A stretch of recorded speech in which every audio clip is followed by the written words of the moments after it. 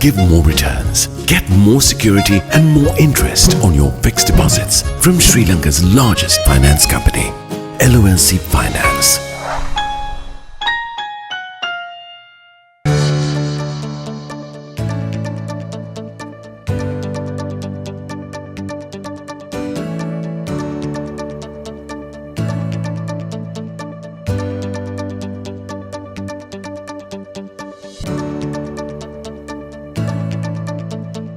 The key to quality and efficiency. Be a jewel. Professionalism is the jewel in the corporate crown. Refresh Sri Lanka for a civic-minded society. In association with AICPA and SIMA and 99X. LMD, the voice of business.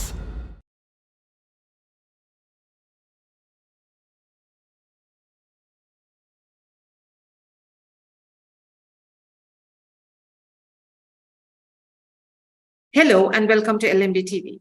Tonight on the forum, we are zooming in on the banking sector, and with us we have the acting CEO and the general manager of People's Bank, Clive Fonseka. It's very nice to have you on the show, Clive. Thank you for having me, Fazmina. Now, Sri Lanka is facing little wins and losses, ups and downs, as we try to make it through the economic crisis. What is your assessment of the banking sector in terms of how it is navigating through the tough times we are in? Fazmina, my assessment is that banks are doing well. Even from 2019 and during the COVID and during the economic crisis that we had during the past 4 years, banks have performed well relatively to the other sectors. And I think the credit should go to the regulator, the boards of directors and the management of the respective banks for what they have done to get to this position. And I should specifically mention the measures that the regulator took. In 2017, the regulator imposed additional buffers with regard to the liquidity and capital under Basel III requirements.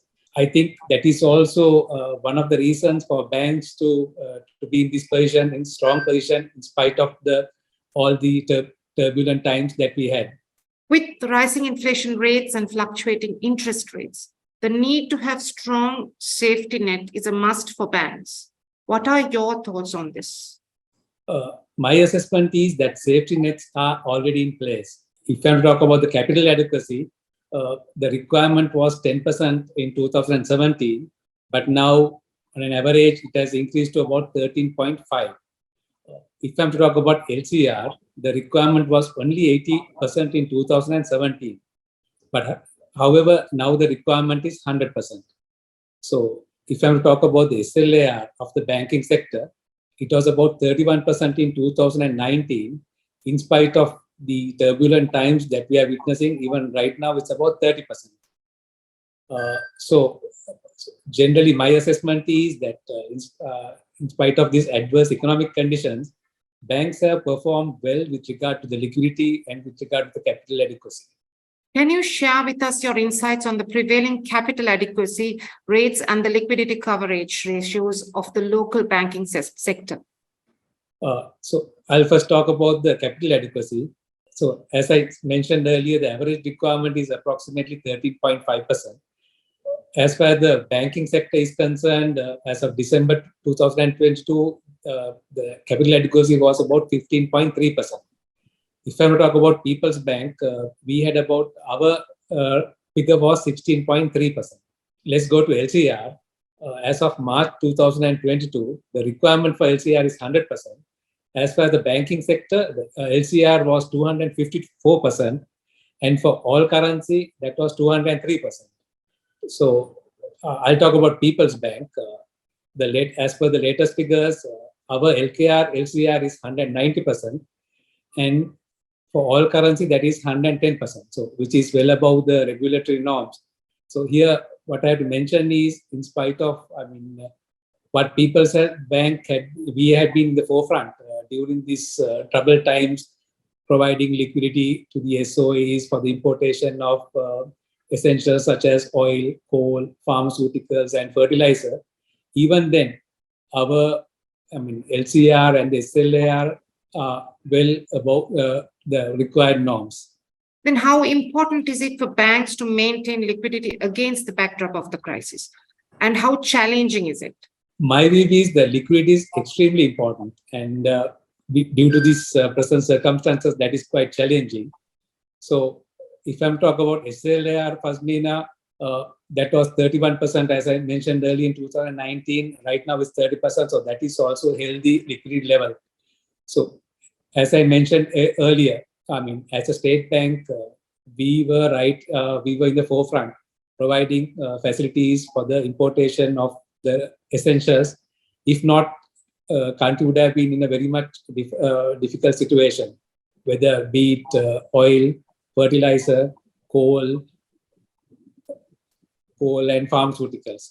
So we have done our part. I think more than our part in providing facilities when the requirement was there. So in spite of all that, we are having a SLR ratio of about 25%.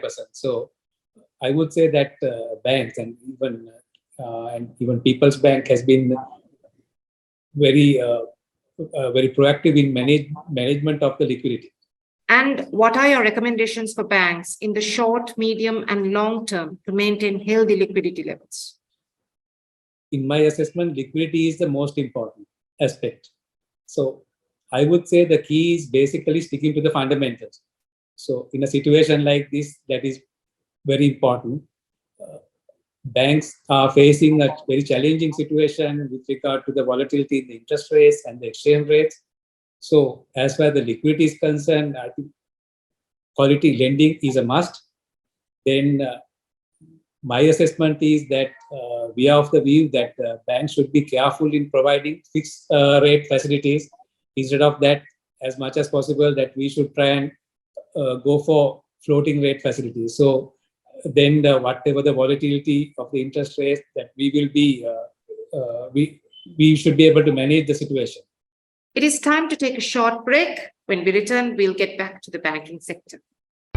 Display your brand message on digital screens at prime locations. The largest digital advertising network in Sri Lanka. Emerging media. You're mobile, and so are we. Gets me going. Grab the Lite 87 app at the Apple App Store or Google Play now. 87.8 and 87.6 island-wide. Lite 87.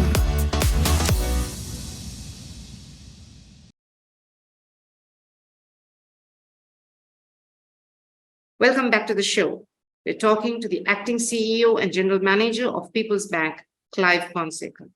On the good news front, the Central Bank of Sri Lanka recently assured banks that their stability will not be risked in terms of the ongoing domestic debt optimization discussions.